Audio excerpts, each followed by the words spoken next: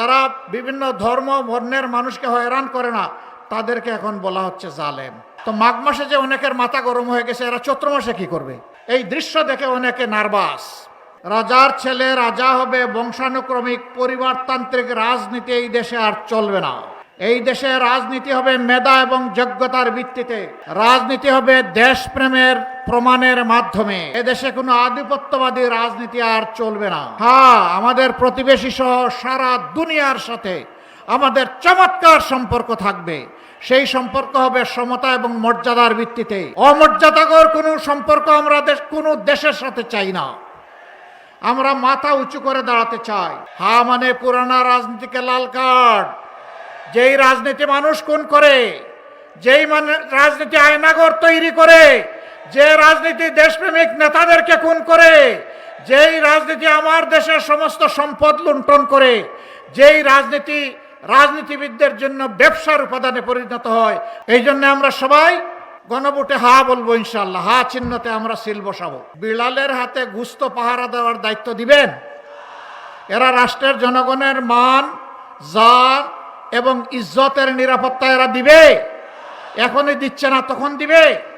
দিবে না। আফসোস, আফসোস, তারাও মজলুম ছিলেন। কেন যে এখন বদলে গেলেন বুঝতে পারলাম না। এমন বিভিন্ন জায়গার দখলদারিত্ব নিতে গিয়ে নিজেদেরই 234 জন শেষ। তারপরে এখন আমাদেরকে খুন করা শুরু হয়েছে। এরপরে আমাদেরকে এখন গালি দেওয়া শুরু হয়েছে। যাদের মানুষ মারা গেল, যারা চাঁদাবাজি করে না, যারা কাউকে কষ্ট দেয় না, যারা দুর্নীতি করে না, যারা মামলা বাণিজ্য করে না, যারা বিভিন্ন ধর্ম বর্ণের মানুষকে হয়রান করে না, তাদেরকে এখন বলা হচ্ছে জালেম। এদেরকে বলবো, চোখ মেলে দেখেন জনগণ আপনাদেরকে কিভাবে দেখে।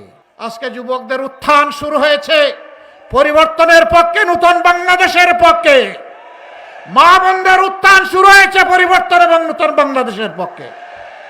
এই দৃশ্য দেখে অনেকে নার্ভাস হয়ে, আপনাদের এখানে তো বোধহয় এখন মাঘ মাস, তাই না? না চৈত্র মাস? হ্যাঁ, রাজশাহীতে চৈত্র মাস। আর একটু জোরে বলেন না, এখানে চৈত্র মাস। তো মাঘ মাসে যে অনেকের মাথা গরম হয়ে গেছে, এরা চৈত্র মাসে কি করবে? ঠান্ডা রাখেন, মাথা ঠান্ডা রাখেন, মাথা গরম করবেন না। রাজনীতি করতে হলে ঠান্ডা মাথায় আসেন।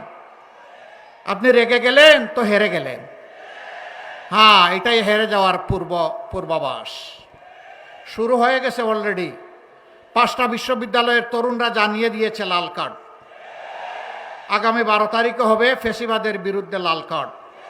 ফেসিবাদ নতুন না পুরাতন, দ্যাটস ইম্যাটেরিয়াল। এটা বিবেচনার ব্যাপার না। ফেসিবাদ, তোমাকে লাল কার্ড। তুমি যে প্রাণ গায়ে দিয়ে আসো, তোমাকে অবশ্যই লাল কার্ড জানাবো।